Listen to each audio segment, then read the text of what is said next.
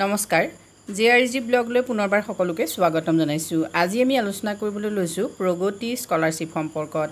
এই প্ৰগতি স্কলাৰশ্বিপ কোনসকল ছাত্ৰ ছাত্ৰীয়ে লাভ কৰিব পাৰে, লগতে কি যোগ্যতা লাগে, তাৰ উপৰিও কি পঢ়িবৰ বাবে প্ৰগতি স্কলাৰশ্বিপটো দিয়া হয়, সেই সম্পৰ্কত সম্পূৰ্ণ তথ্যখিনি তোমালোকে জানিব পাৰিবা আজি ভিডিঅ'টোৰ পৰা।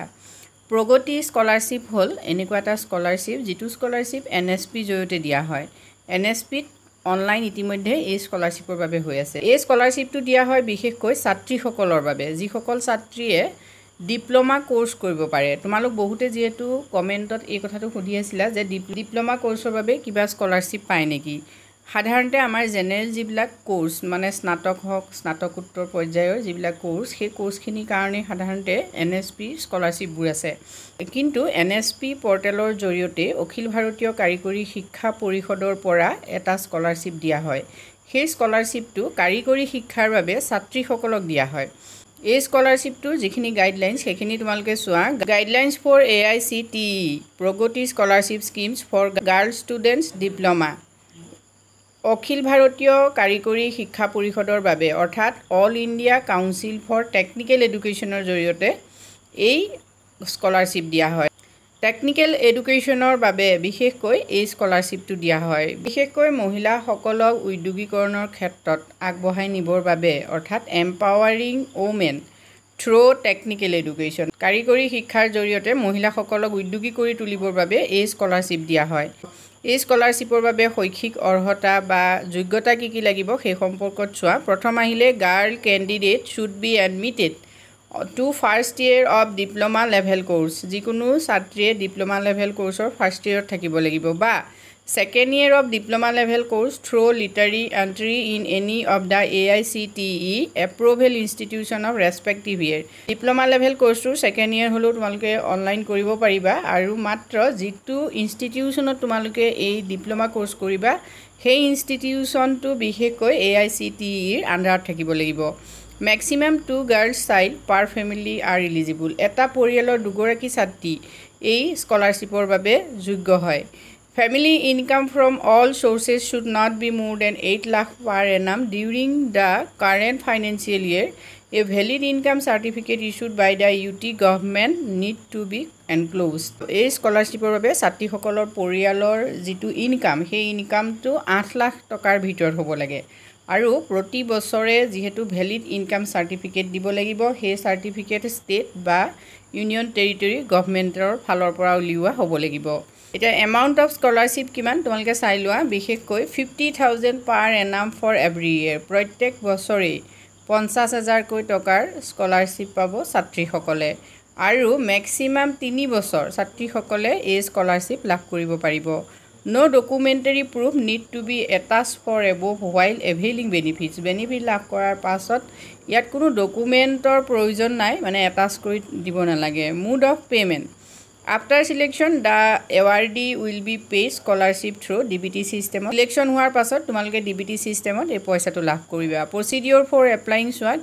প্ৰচিডিঅ'ৰটো চোৱা, যদি তোমালোক ইলিজিবল হয় তেতিয়াহ'লে নেশ্যনেল পৰ্টেলত গৈ তোমালোকে অনলাইন কৰিব লাগিব, আৰু host institution where the candidates is studying required to verify online application. এতিয়া যিটো ইনষ্টিটিউশ্যনৰ পৰা তুমি পঢ়ি থাকিবা সেই ইনষ্টিটিউশ্যনে তোমাক ভেৰিফাই কৰি দিব লাগিব। Department of technical education DTE of respective state UT will verify the applications as second level of scrutiny. এতিয়া স্ক্ৰুটিনিৰ ছেকেণ্ড লেভেলত DTE তোমালোকৰ এপ্লিকেশ্যনখন ভেৰিফাই কৰিব লাগিব। চিলেকশ্যনৰ প্ৰচেছটো কি চোৱা। The selection of candidate will be carried out solely on the basis of merit of qualifying examination to pursue the technical diploma course from any of the AICTE approve institution in first year or second year through internal entry only on the basis of percentage of marks obtain in the 10th equivalent examination. এতিয়া দশম শ্ৰেণীত উত্তীৰ্ণ যিসকল ছাত্ৰী আছে তেওঁলোকৰ দশম শ্ৰেণী বা তাৰ সমপৰ্যায়ৰ যিবিলাক পৰীক্ষা, সেই পৰীক্ষাৰ নম্বৰটো চোৱা হ'ব, আৰু ফাৰ্ষ্ট ইয়েৰত সেইটো চোৱা হ'ব। ছেকেণ্ড ইয়েৰত কিন্তু ফাৰ্ষ্ট ইয়েৰৰ যিটো ইণ্টাৰনেল মাৰ্কছ সেইখিনি চোৱা হ'ব। State and UT wise merit list will be prepared as per number of scholarship allotted in the point number 3 point above. এতিয়া state and union territory wise কি হয় ইয়াত স্কলাৰশ্বিপৰ বাবে চিলেকশ্যন কৰা হয় ৰিজাৰ্ভেশ্যনৰ গভৰ্ণমেণ্টৰ যিটো নৰ্মছ হয় সেই অনুপাতে ইয়াত ৰিজাৰ্ভেশ্যন থাকিব প্ৰথম বছৰ পোৱাৰ পাছত নেক্সট বছৰ তোমালোকে ৰিনিউৱেল কৰিব লাগিব state wise distribution of number of scholarship in diploma কোৰ্ছৰ বাবে কিমান স্কলাৰশ্বিপ দিছে ষ্টেট ৱাইজ তোমালোকেতো ইয়াত চাব পাৰিবা অন্ধ্ৰপ্ৰদেশৰ বাবে 318 বিহাৰত 84 চণ্ডীগড়ত 50 ছত্তীশগড়ত 62 দিল্লীত 50 গোৱাত 50 গুজৰাটত 284 হাৰিয়ানাত 191 এনেকৈ ইয়াত এইখিনি উল্লেখ আছে মানে কোনখন ৰাজ্যৰ বাবে স্কলাৰশ্বিপ ইয়াত দিয়া হ'ব সেই সম্পৰ্কে উল্লেখ আছে ইয়াত নিৰ্দিষ্টকৈ কিন্তু 15খন ৰাজ্য আৰু ইউনিয়ন টেৰিটৰী আছে য'ত কি হৈছে যিসকলে এপ্লাই কৰিব সকলোৱে স্কলাৰশ্বিপ পাব অল ইলিজিবল এপ্লিকেণ্টছ মানে যিসকল যোগ্য তেওঁলোক সকলোকে দিয়া হ'ব মানে ইয়াত নিৰ্দিষ্ট সিট ধৰি দিয়া নাই যেনেকৈ ৱেষ্ট বেংগলত ধৰি লোৱা 184 ছাত্ৰীয়ে পাব কিন্তু Andaman and Nicobar island Daman and Nagar Haveli next Daman Diu next আহিলে জম্মু কাশ্মীৰ লাডাখ নেক্সট লক্ষদ্বীপ অৰুণাচল প্ৰদেশ আসাম মণিপুৰ মেঘালয় মিজোৰাম নাগালেণ্ড ছিকিম ত্ৰিপুৰা এই ষ্টেট এণ্ড ইউটি কেইখনত কিন্তু যিসকল যোগ্য তেওঁলোক সকলোৱে এই স্কলাৰশ্বিপ লাভ কৰিব ইয়াত নিৰ্দিষ্টকৈ ধৰি দিয়া নাই যে ইমানখিনি ছাত্ৰীকহে স্কলাৰশ্বিপটো দিয়া হ'ব যিসকল অসমৰ ছাত্ৰী আছে তেওঁলোকে এই স্কলাৰশ্বিপৰ বাবে অনলাইন কৰিব পাৰে যিসকলে ইতিমধ্যে AICTEৰ অধীনত যিকোনো ধৰণৰ কাৰিকৰী শিক্ষা গ্ৰহণ কৰি আছে ফাৰ্ষ্ট ইয়েৰত হ'লেও কৰিব পাৰিবা আৰু ছেকেণ্ড ইয়েৰত হ'লেও তোমালোকে এই স্কলাৰশ্বিপৰ বাবে অনলাইন কৰিব পাৰিবা এই স্কলাৰশ্বিপৰ বাবে ইতিমধ্যে NSP পৰ্টেলত অনলাইন হৈ আছে যদি তোমালোকে OTR ৰেজিষ্ট্ৰেশ্যন কৰা নাই তেতিয়াহ'লে OTR ৰেজিষ্ট্ৰেশ্যন কৰি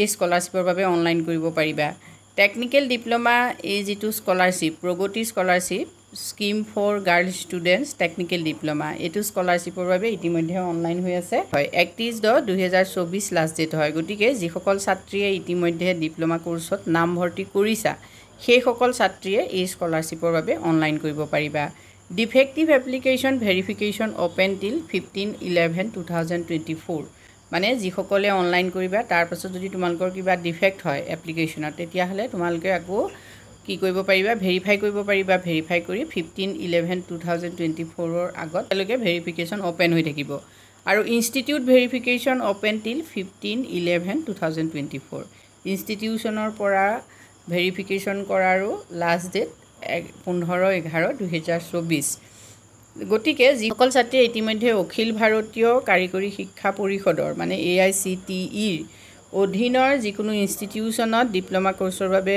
নামভৰ্তি কৰিছা তেওঁলোকে এই স্কলাৰশ্বিপৰ বাবে আবেদন কৰিব পাৰিবা আজিলৈ ইমানেই ধন্যবাদ